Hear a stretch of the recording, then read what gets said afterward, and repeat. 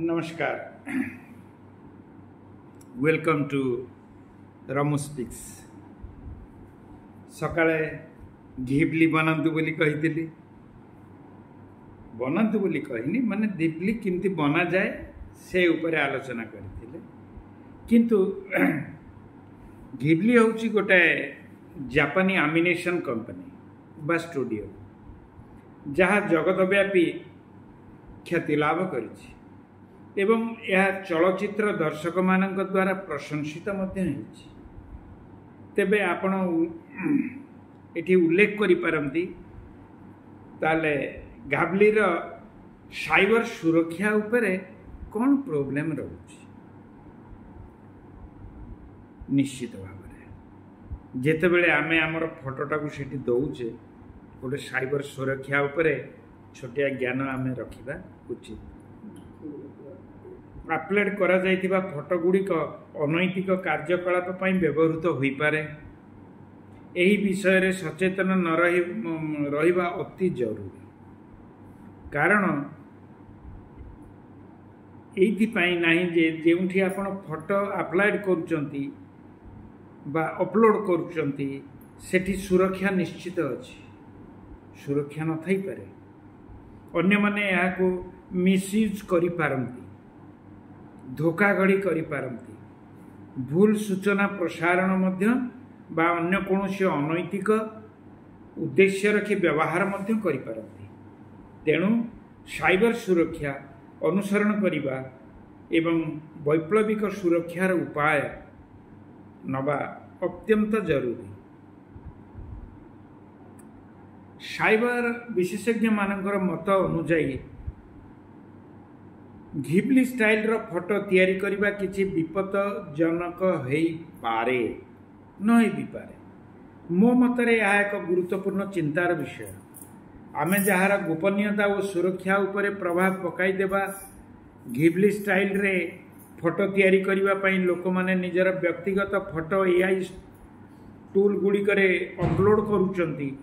Cyber विशेषज्ञ मतरे एही फोटो गुडी को एआई तालीम पई व्यवहार होई पारे किंबा खराब उद्देश्य रे मध्य हेई पारे, मिसयूज मध्य हेई पारे। उदाहरण स्वरूप जदि आपण निजे किंबा परिवार रो फोटो अपलोड करंती तेबे सेगुडी को डीप फेक तैयारी करिबा पई व्यवहार होई पारे, जहा आपण को पई लज्जाजनक किंबा आर्थिक क्षतिर कारण मध्य हेई पारे।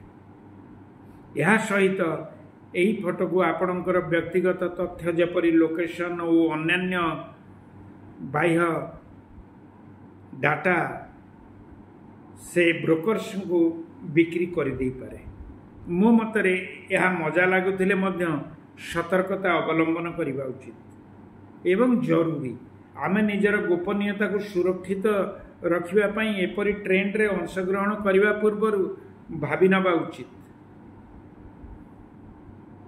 साइबर विशेषज्ञ माने ठीक कहउचंती जे यह आम डाटा और परिचय पई एक विपद सृष्टि करि पारे। तेणु मोर मत हेउची ए सब ट्रेंड को दूरे रही निजको सुरक्षित रखिबा। आउ टिके विशद आलोचना करनबा। हाँ, ये चिंता यथेष्ट गुरुत्वपूर्ण।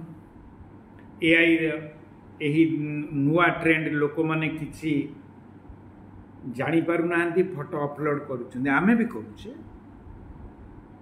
किंतु या को आमे कौन करिबा बोली आमे भूली जाउछे। कौन पछरे प्रॉब्लम आसीबो आमे ताको चिंता करि पारने। किंतु या पछरे थिबा विपेद अनेक लोक बुझी पारु नाहंती। निजर व्यक्तिगत फोटो एआई टूल गुडी करे देई दबार मतलब हेउची या को कोनोसी उद्देश्य रे व्यवहार करा जाई परिबो, या आमे जानि परिबा नाही। एथि पई दुईटी प्रमुख समस्या रहिछि।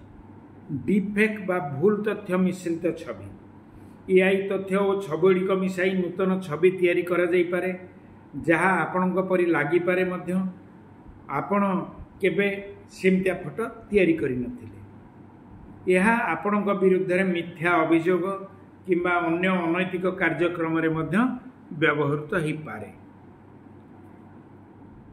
डाटा संग्रह एवं व्यावहारिक अपव्यवहार एआई संस्था माने आपण फोटो एवं तथ्य गुड़ी को देखि आपण व्यक्तिगत अनुभव बा पसंद बुझी पारती।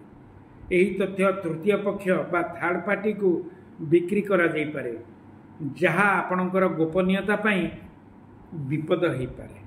मो मतरे यही धरणर एआई ट्रेंड मजा लगुले आमे एथुरु दूरेई रहिबा उचित। जदि कौन सी एआई टूल आपण फोटो अपलोड करने को पड़े तेबे संस्था किए ताहा केमिति व्यवहार करिवो एवं यही तथ्य गुड़िक केतेबेले नष्ट कर दिया जीवो सेगुड़िक खोजी जानिबा जरूरी ना। कौन कहउचंती रहुची रमु पटनायक। भल लागिले सब्सक्राइब करिवे। नमस्कार।